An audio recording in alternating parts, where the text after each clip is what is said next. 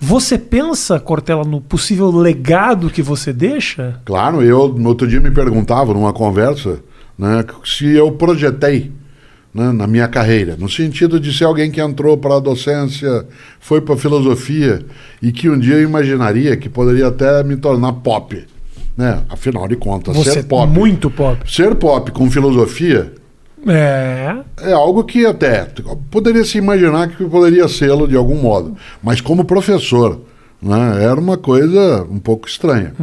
E eu disse o seguinte, nunca eu projetei, coloquei como um plano programado, né, de atividades.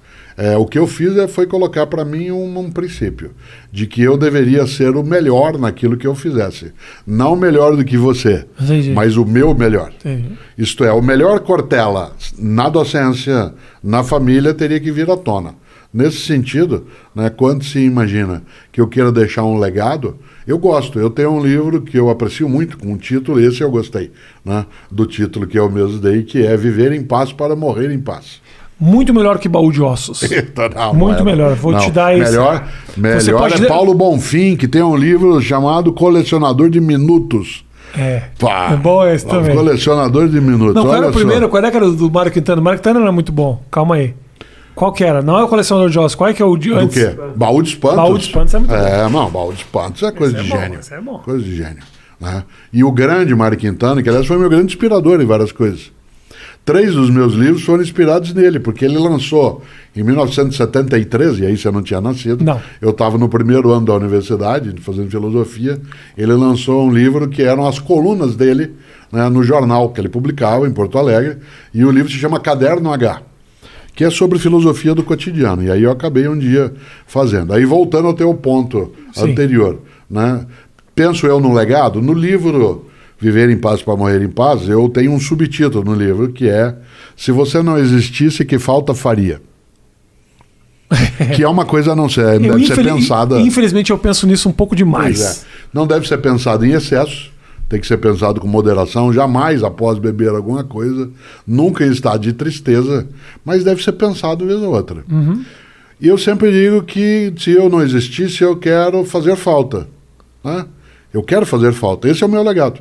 Eu quero que no dia que eu me for, que diga assim, poxa, o Cortella faz falta, ele podia estar aqui com a gente, nessa situação, nessa circunstância, como professor, como pai, como marido, como cidadão, como profissional, como amigo. Então, esse é o sentido. Boa. O Mário Quintana, que nós citamos, mandou escrever no túmulo dele, eu não estou aqui. Eu não estou aqui. Isso aparece, eu cito isso nesse livro, Viver em Paz para Morrer em Paz, porque ele morreu, o Mário Quintana, na mesma semana que o Ayrton Senna, né?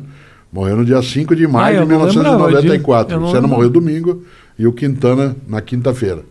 Né? E claro... Ofuscou um pouco a morte do Mário Quintana. Exatamente. É uma pessoa que seria mais... Né? Eu pego uma pessoa que eu lembro muito com grande energia, a gente falava de reencarnacionismo, né? Ou de a questão da transmigração de alma, ou o que for. Uma pessoa admirável, que eu tenho uma admiração imensa, é Chico Xavier. Chico Xavier morreu em 2002, no dia que nós ganhamos o Penta. Certo? E eu sempre digo que talvez ele tenha não escolhido fazê-lo, mas ele não criou obstáculo a que assim fosse, internamente, naquilo que é a agonia, né, a luta para continuar vivo, porque uma pessoa tão discreta na existência dele, tão suave, né, naquilo que ele fez, que seria até imaginável que ele não fosse tão bem lembrado como ele deveria ser. Sim. Eu não sou, como disse, reencarnacionista, mas tenho uma admiração imensa, né, pelo Chico Xavier. Alguém que passou a vida lidando com a maior dificuldade nossa, que é a morte. Né? E o fez de forma partilhante. Por isso, ter morrido no dia, né, da nossa conquista do Penta é, de fato, ganhar, né, a possibilidade de fazer falta.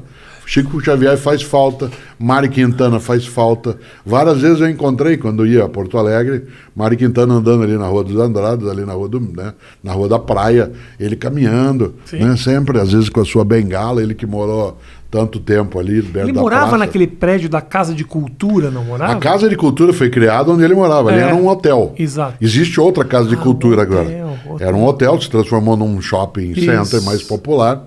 Mas era um hotel chamado Majestic. Exato. Né?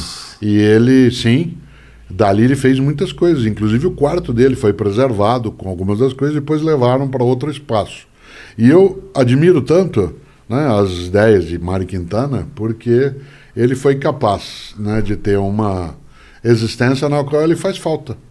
Então, ele faz falta não só porque ele era um poeta, mas porque ele fez traduções magníficas de outros idiomas, de obras que a gente, sem ele, nós não teríamos tanto encantamento. Né? Então, há pessoas, porque ele era tradutor também, né? Há pessoas que são imprescindíveis.